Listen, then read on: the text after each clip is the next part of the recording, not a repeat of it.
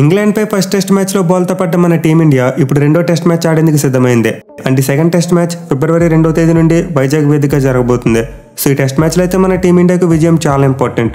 ఎందుకంటే మన వాళ్ళు ఈ మ్యాచ్లో కూడా ఓడిపోయారంటే ఆ తర్వాత సిరీస్లో కంబ్యాక్ చేయడం ఆల్మోస్ట్ ఇంపాసిబుల్.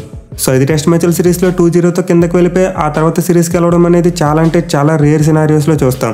అదే మన వాళ్ళు ఈ మ్యాచ్లో కంబ్యాక్ చేసి 1-1 ఈక్వల్ చేస్తే ఆ తర్వాత మనకు సిరీస్కి వెళ్ళడం కొంతవరకు ఈజీ అవుతుంది. సో ఫర్ షూర్ మన టీమిండియా అయితే ఖచ్చితంగా కంబ్యాక్ చేసి ఈ టెస్ట్ మ్యాచ్లో గెలిచి తీరాలి. మరి ఇది పాసిబుల్ అవుతుందంటే ప్రజెంట్ ఉన్న సిచ్యువేషన్లో కొంతవరకు కష్టమే. ఎందుకంటే ఫస్ట్ మ్యాచ్తో కంపేర్ చేసుకుంటే ఇప్పుడు మన టీమిండియాలో కొన్ని కీలక మార్పులు జరగబోతున్నాయి. మెయిన్లీ మంచి ఫామ్లో ఉన్న కేఎల్ రాహుల్ మరియు జడేజా ఈ రెండో టెస్ట్ మ్యాచ్ ఆడట్లేదు. సో ఫస్ట్ టెస్ట్ మ్యాచ్కి ముందే విరాట్ కోహ్లీ లేడు, మన మిడిల్ ఆర్డర్ కొంతవరకు అటు ఇటు ఉందనుకున్నాం. బట్ అలాంటిది ఇప్పుడు ఈ టెస్ట్ మ్యాచ్లో విరాట్ కోహ్లీతో పాటు కేఎల్ రాహుల్ మరియు జడేజా ముగ్గురు మెయిన్ ప్లేయర్స్ లేకుండా మన వాళ్ళు ఆడబోతున్నారు. అలాగే టాప్ ఆర్డర్లో చూసుకుని మన బ్యాట్స్మెన్ దగ్గర నుండి పెద్ద ఇన్నింగ్స్లు రావట్లేదు. సో ఫర్ షూర్ మన టీమిండియాకి మ్యాచ్ గెలవడం అనేది అంత ఈజీ థింగ్ కాదు. పైగా ఇంగ్లాండ్ వాళ్ళు చూసుకుంటే ఫస్ట్ టెస్ట్ మ్యాచ్లో ఓడిపోయే స్టేజ్ నుండి మ్యాచ్ని చాలా అద్భుతంగా గెలిచారు. సో వాళ్ళకి కాన్ఫిడెన్స్ చాలా ఎక్కువగా ఉంటుంది. ఇన్ఫాక్ట్ నేను అడిగితే టెస్ట్ మ్యాచ్లోకి ఇంగ్లాండ్ వాళ్ళు ఫేవరెట్స్గా బరిలో దిగుతారు. ఎందుకంటే ఎక్స్పీరియన్స్ వైజ్ చూసుకున్న కరెంట్ ప్లేయర్స్ యొక్క ఫామ్ చూసుకున్న వాళ్ళైతే స్ట్రాంగ్గా కనిపిస్తున్నారు. ఒక బౌలింగ్లో మాత్రమే ఇన్ఎక్స్పీరియన్స్ కనిపిస్తుంది. బట్ ఇన్ఎక్స్పీరియన్స్ బౌలింగ్తోనే వాళ్ళు ఫస్ట్ మ్యాచ్లో గెలిచారు. అండ్ బ్యాటింగ్లో అయితే చెప్పనక్కర్లేదు, ఖచ్చితంగా మన టీమిండియా కంటే ఇంగ్లాండ్ బ్యాటింగే చాలా బలంగా కనిపిస్తుంది. సో ఇంగ్లాండ్ టీం ఖచ్చితంగా మన టీమిండియాకు ఫస్ట్ టెస్ట్ మ్యాచ్లు ఇచ్చిన దానికంటే ఎక్కువ ఫైట్ ఈ రెండో టెస్ట్ మ్యాచ్లో ఇవ్వబోతుంది. ఇక ఈ మ్యాచ్ ఆడబోయే వైజాగ్ స్టేడియం యొక్క పిచ్ రిపోర్ట్ చూసుకుంటే కొంతవరకు ఉప్పల్ స్టేడియం పిచ్ లానే ఉంటుంది. అంటే ఫస్ట్ 2 to 3 డేస్ బ్యాటింగ్ అనుకూలిస్తుంది. బట్ లాస్ట్ 2 డేస్లో మాత్రం స్పిన్ బౌలర్స్ పండగ చేసుకుంటారు. సో వైజాగ్ పిచ్ అయితే చాలా వరకు బ్యాటింగ్ ఫ్రెండ్లీ వికెట్. ఇన్ఫాక్ట్ ఇంకొక ఇంట్రెస్టింగ్ ఫ్యాక్ట్ చెప్తా.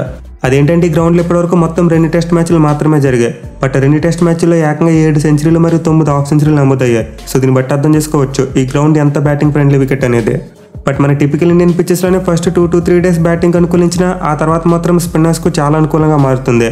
అండ్ ఆల్సో గ్రౌండ్లో బౌండరీ సైజెస్ కూడా మరీ అంత పెద్దవిగా ఉండవు. సో ఖచ్చితంగా ఈ గ్రౌండ్లో బ్యాట్స్మెన్ ఆడే షాట్స్కు ఫుల్ వాల్యూ దొరుకుతుంది. దీంతో మనమైతే ఈ మ్యాచ్లో మరోసారి భారీ స్కోర్లు చూడొచ్చు.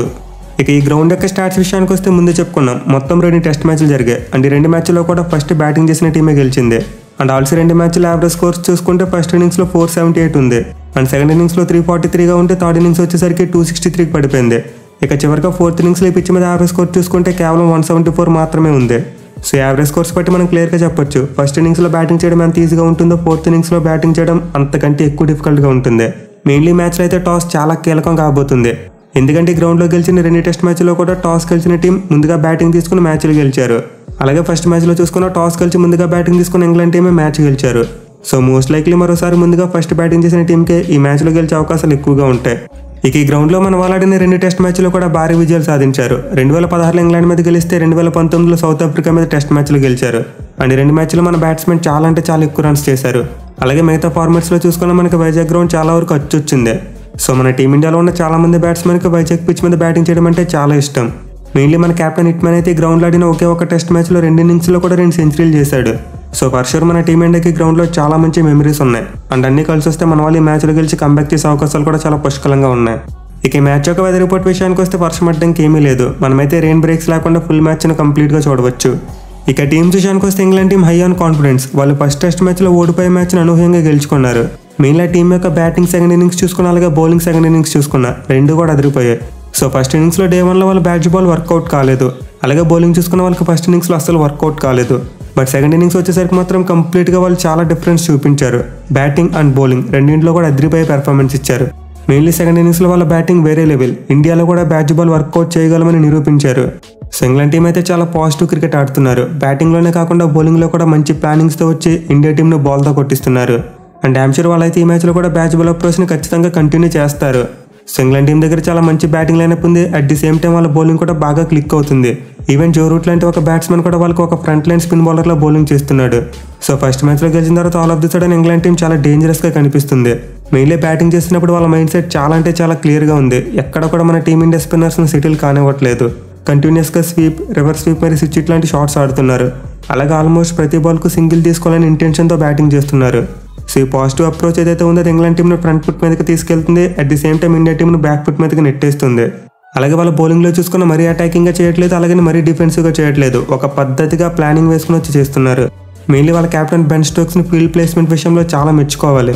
ఒకవైపు రన్స్ని కాపాడుకుంటేనే మరోవైపు బ్యాట్స్మెన్ మీద ప్రెజర్ పెట్టేలా అటాకింగ్ ఫీల్డ్స్ పెడుతున్నాడు. సో ఓవరాల్గా ఇంగ్లాండ్ టీం అయితే చాలా మంచి షేప్లో కనిపిస్తుంది. వాళ్ళు కనుక ఫస్ట్ టెస్ట్ మ్యాచ్ దూకుని ఇక్కడ కూడా కొనసాగిస్తే ఖచ్చితంగా మన టీమిండియాకు తిప్పలు తప్పవు. ఇక ఇంగ్లాండ్ టీంలో చేంజెస్ విషయానికి వస్తే వాళ్ళు ఆల్రెడీ తమ ప్లేయింగ్ లెవెన్ అఫీషియల్గా అనౌన్స్ చేశారు. సో ఫస్ట్ టెస్ట్ మ్యాచ్తో కంపేర్ చేసుకుంటే ఇప్పుడు వాళ్ళ టీంలో 2 మార్పులు జరిగాయి. అవేంటంటే ఇంజరీ అయిన జాక్ లీచ్ ప్లేస్లో షోయబ్ బాషీర్ని తీసుకొచ్చారు. అలాగే మార్క్ వుడ్ ప్లేస్లో జేమ్స్ అండర్సన్ని తీసుకొచ్చారు. సో ఫస్ట్ టెస్ట్ మ్యాచ్లో అయితే ఇంగ్లాండ్ టీం ఒక్క ఫాస్ట్ బౌలర్తోనే వెళ్ళిందో ఈ మ్యాచ్లో కూడా సేమ్ టు సేమ్. అండ్ ఇలా వాళ్ళు ఒకే ఒక సీమ్ బౌలర్తో కంటిన్యూస్గా 2 టెస్ట్ మ్యాచ్లు ఆడటం ఇప్పటివరకు వాళ్ళ చరిత్రలో ఎప్పుడు కూడా జరగలేదు. సో ఇంగ్లాండ్ టీం అయితే ఖచ్చితంగా ఒక సిద్ధాంతాన్ని నమ్మి గట్టిగా పట్టుకుని దాన్నే కంటిన్యూ చేస్తున్నారు. బట్ ఎనివే జాక్ లీచ్ లాంటి ఒక ఎక్స్పీరియన్స్ ఉన్న స్పిన్ బౌలర్ లేకపోవడం ఖచ్చితంగా వాళ్ళకి ఒక పెద్ద దెబ్బే. మిగిలిన అతను ఫస్ట్ మ్యాచ్లో ఎక్కువగా వికెట్స్ తీయలేకపోయినప్పటికీ చాలా పొదుపుగా బౌలింగ్ చేశాడు. సో అలాంటి ఎక్స్పీరియన్స్ ఉన్న స్పిన్నర్ ప్లేస్లో ఇప్పుడైతే ఒక డెబ్యూ బౌలర్ ఆడబోతున్నాడు. ఎనివే సెకండ్ టెస్ట్ మ్యాచ్ కోసం ఆ టీం యొక్క ప్రాబబుల్ ప్లేయింగ్ లెవెన్ చూసుకుంటే ఓపెనర్స్గా జాక్ రాలీ మరియు బెన్ డకెట్ బరిలో దిగబోతున్నారు. ఇక తర్వాత నెంబర్ 3లో ఆలీ పాప్, నెంబర్ 4లో జో రూట్, నెంబర్ 5లో జానీ బెయిర్స్టో, నెంబర్ 6లో బెన్ స్టోక్స్, నెంబర్ 7లో బెన్ ఫోక్స్, నెంబర్ 8లో రిహాన్ అహ్మద్, నెంబర్ 9లో టామ్ హార్ట్లీ, నెంబర్ 10లో షోయబ్ బాషీర్ మరియు నెంబర్ 11లో జేమ్స్ అండర్సన్ బరిలో దిగే ఛాన్సెస్ ఉన్నాయి. ఇక మన టీమిండియా విషయానికి వస్తే చాలా లో ఆన్ కాన్ఫిడెన్స్. మన వాళ్ళు అసలు ఫస్ట్ టెస్ట్ మ్యాచ్లో ఓడిపోతారని చెప్పి ఎవరు ఎక్స్పెక్ట్ చేయలేదు. ప్రతి ఫస్ట్ టైం మన వాళ్ళు ఇండియా గట్టి మీద ఒక టెస్ట్ మ్యాచ్లో ఫస్ట్ ఇన్నింగ్స్లో 150 కంటే ఎక్కువ పరుగులు లీడ్ సాధించినప్పటికీ మ్యాచ్ ఓడిపోవడం జరిగింది. సో ఖచ్చితంగా మన వాళ్ళు లాస్ట్ మ్యాచ్లో ఓటం అనేది చాలా వరకు డిమారలైజ్ చేస్తుంది. అండ్ ఆల్సో దానికి తగ్గట్టు ఈ మ్యాచ్లో మనకి ఇంజరీ స్కేర్స్ కూడా ఉన్నాయి. ఆల్రెడీ 2 ప్లేయర్స్ దూరం అయిపోయారు. సో ఇన్ని ప్రతికూల పరిస్థితుల మధ్య మన వాళ్ళు 2వ టెస్ట్ మ్యాచ్లో గెలవాలంటే ఖచ్చితంగా ఏదో ఒక అద్భుతం చేయాలి. మెయిన్లీ మన బ్యాట్స్మెన్ వాళ్ళ కంఫర్ట్ జోన్ వదిలి బయటకు వచ్చి బ్యాటింగ్ చేయాలి. ఎప్పుడు డిఫెన్సివ్ మోడ్లో ఆడతామంటే మ్యాచ్ గెలవడం కష్టం. ఎందుకంటే ఎండ్ ఆఫ్ ది డే చూసుకుంటే ఎవరు ఎక్కువగా డిఫెన్స్ ఆడితే వాళ్ళు మ్యాచ్ గెలవరు. ఎవరైతే ఎక్కువ రన్స్ కొడతారో వాళ్ళే మ్యాచ్ గెలుస్తారు. సో ఏ టీంకైనా అల్టిమేట్ గోల్ ఏంటంటే రన్ స్కోర్ చేయడం. అలా అని చెప్పి మన వాళ్ళు మరీ అగ్రెసివ్గా ఆడవలసిన పని లేదు. ఇంగ్లాండ్ బౌలర్స్ని మరీ నెత్తికెక్కించుకోకుండా కొంతవరకు స్ట్రైక్ రొటేట్ చేస్తూ ఓవర్కి ఒక 3 నుంచి 4 పరుగులు చేస్తూ ఉండాలి. మెయిన్లీ మన వాళ్ళు స్వీప్ మరియు రివర్స్ స్వీపులు కూడా ట్రై చేసి ఇంగ్లాండ్ బౌలర్స్ యొక్క లైన్ ని దెబ్బతీయాలి. సో ఇంగ్లాండ్ బ్యాట్స్మెన్ చాలా డిఫరెంట్ షాట్స్ ఆడి మన టీమిండియా బౌలర్స్ని బ్యాక్ ఫుట్ మీద పెడుతున్నారు. అండ్ మన బ్యాట్స్మెన్ కూడా అదే చేయగలిగితే ఖచ్చితంగా ఇంగ్లాండ్ బౌలర్స్ కూడా బ్యాక్ ఫుట్ మీదకి వెళ్తారు. బట్ ప్రెజెంట్ మన టీమిండియాలో పరిస్థితి ఎలా ఉందంటే మన బ్యాట్స్మెన్ వాళ్ళ ప్లేసెస్ కోసం ఆడుకుంటున్నారు. అంటే మేము రన్స్ చేయకపోతే మమ్మల్ని ట్రోల్ చేస్తారు, మాకు టీంలో ప్లేస్ ఉండదు అనే మైండ్ సెట్లోకి వెళ్ళిపోయి మన వాళ్ళు ఆడుతున్నారు. సో వేగంగా ఆడే క్రమంలో రాంగ్ షాట్ అవుట్ అయిపోయినా లేకపోతే డిఫెన్సివ్ మోడ్లో ఆడితే అవుట్ అయిపోయినా ఇటు తిరిగి బ్యాట్స్మెన్కి ట్రోలింగ్ వస్తుంది.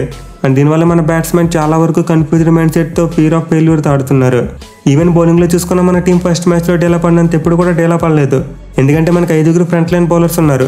ఎప్పుడైనా ఫ్రంట్ లైన్ బౌలర్స్ ఎవరైనా అవైలబుల్గా లేకపోతే మనకి ఇలాంటి సిచ్యువేషన్ వచ్చేది. బట్ మనకి ఫస్ట్ టెస్ట్ మ్యాచ్లో 5 మెయిన్ బౌలర్స్ ఉన్నా సరే మన వాళ్ళు ఇంగ్లాండ్ బ్యాట్స్మెన్ త్వరగా అవుట్ చేయలేకపోయారు. సో ఖచ్చితంగా మన టీం దగ్గర అయితే బ్యాచ్ బాల్కి ఒక కౌంటర్ స్ట్రాటజీ లేదు. అండ్ ఐ హోప్ ఈ మ్యాచ్ కోసం ఖచ్చితంగా మన వాళ్ళు ఒక స్ట్రాటజీ వేసుకుని వస్తారనుకుంటున్నా. మెయిన్ ఇంగ్లాండ్ బ్యాట్స్మెన్ ఈజీగా స్ట్రైక్ రొటేట్ చేయనివ్వకూడదు. 1-2 హాట్ బౌండరీస్ వెళ్ళినప్పటికీ మన వాళ్ళు కంటిన్యూస్గా ఒకే బ్యాట్స్మెన్ ఒక ఓవర్ మొత్తం ఆడించగలగాలి.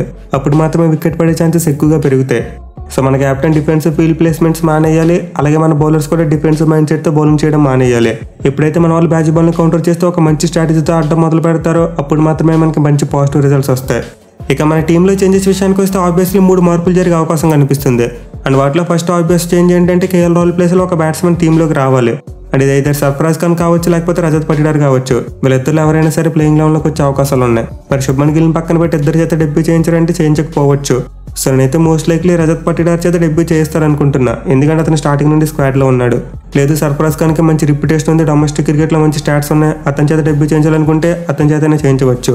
బట్ ఇద్దరు ఎవరన్నా కానీ ఇద్దరు కూడా మంచి అటాకింగ్ బ్యాట్స్మెనే. ఇద్దరు స్పిన్ బౌలింగ్ని బాగా ఆడతారు. అట్ ది సేమ్ టైం చాలా మంచి రేంజ్ ఆఫ్ షాట్స్ ఉన్నాయి.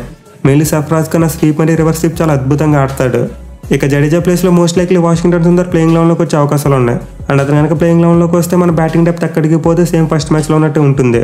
లేదు జడేజా ప్లేస్లో కుల్దీప్ యాదవ్ని తీసుకురావాలనుకుంటే అప్పుడు మనకి బ్యాటింగ్ డెప్త్ కొంతవరకు తగ్గుతుంది. బట్ నేనైతే మోస్ట్ లైక్లీ ఆల్రౌండర్కి రీప్లేస్మెంట్గా మరి ఆల్రౌండర్ అయిన సుందర్నే తీసుకొస్తారనుకుంటున్నా. ఇక థర్డ్ చేంజ్ ఏంటంటే ఒక టెంప్టింగ్ చేంజ్.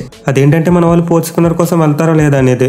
సో మనం క్లియర్గా కొన్ని రిపోర్ట్స్ చూసాం. మన టీమిండియా అయితే 4 స్పిన్నర్స్తో వెళ్ళే అవకాశం ఉందని చెప్పి. So England team first test మ్యాచ్లో ఒక సీమ్ బౌలర్నే కాన్సెప్ట్తో వెళ్ళి వాళ్ళు మ్యాచ్ని గెలిచారు. అండ్ వై నాట్ మన వాళ్ళు కూడా అది ట్రై చేయవచ్చు. సో మన వాళ్ళు ఎక్స్ట్రా స్పిన్నర్ని కావాలనుకుంటే కుల్దీప్ని ఆడిస్తారు, లేకపోతే సిరాజ్ని కంటిన్యూ చేస్తారు. ఎనివే సెకండ్ టెస్ట్ మ్యాచ్ కోసం మన టీమిండియా ప్రాబబుల్ ప్లేయింగ్ లెవెన్ చూసుకుంటే ఓపెనర్స్గా రోహిత్ శర్మ మరియు యశస్వి జైస్వాల్ బరిలో దిగుతారు.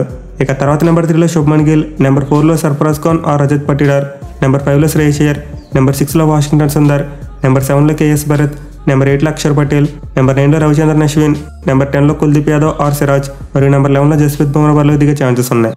సో ఈ టెస్ట్ మ్యాచ్ అయితే బోత్ శుభ్మన్ గిల్ మరియు శ్రేయస్ అయ్యర్ ఇద్దరికి కూడా చాలా ఇంపార్టెంట్. ఈ మ్యాచ్లో కూడా వీళ్ళిద్దరు ఫెయిల్ అయితే మోస్ట్ లైక్లీ నెక్స్ట్ మ్యాచ్లో బెంచ్ మీద కూర్చోవచ్చు. సో గిల్మరీ శ్రేషర్ ఈ మ్యాచ్లో భారీ ఇన్నింగ్స్లు ఆడి తమను తాము ప్రూవ్ చేసుకోవాలి. ఇక ముందు చెప్పినట్టు ఈ గ్రౌండ్లో మన కెప్టెన్ హిట్మ్యాన్కు చాలా మంచి రికార్డు ఉంది. 2 ఇన్నింగ్స్లోనే 303 పరుగులు చేశాడు. అలాగే మన వికెట్ కీపర్ కేఎస్ భరత్కి ఇది హోమ్ గ్రౌండ్. తన డొమెస్టిక్ క్రికెట్ అంతా ఈ గ్రౌండ్లోనే ఆడాడు. సో చూడాలి మరి వచ్చిన గ్రౌండ్లో మన ఇన్ఎక్స్పీరియన్స్ టీమిండియా ఎలా కంబ్యాక్ చేస్తుంది అనేది.